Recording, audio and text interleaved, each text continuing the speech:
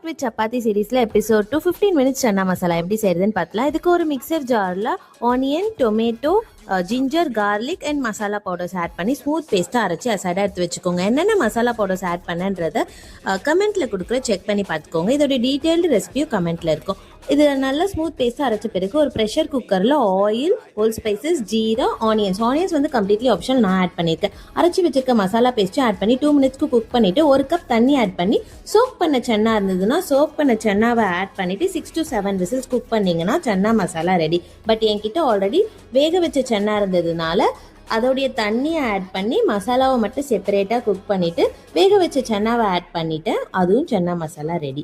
லாஸ்ட்டாக வந்து coriander leaves போட்டுட்டு தடுக்க ஆட் பண்ணியிருக்கேன். ஒரு பேனில் ஆயில் ஆட் பண்ணிவிட்டு green chilli and chilli powder add பண்ணி அதை மிக்ஸ் பண்ணிட்டா இந்த சென்னா மசாலா ரெடி. இது வந்து அவ்வளோ டேஸ்ட்டாக இருக்கும். ட்ரை பண்ணி பாருங்கள். Cook with love, serve with that. இந்த வீடியோ பிடிச்சிருந்துச்சுன்னா சப்ஸ்கிரைப் பண்ண மறக்காதீங்க. தேங்க்யூ.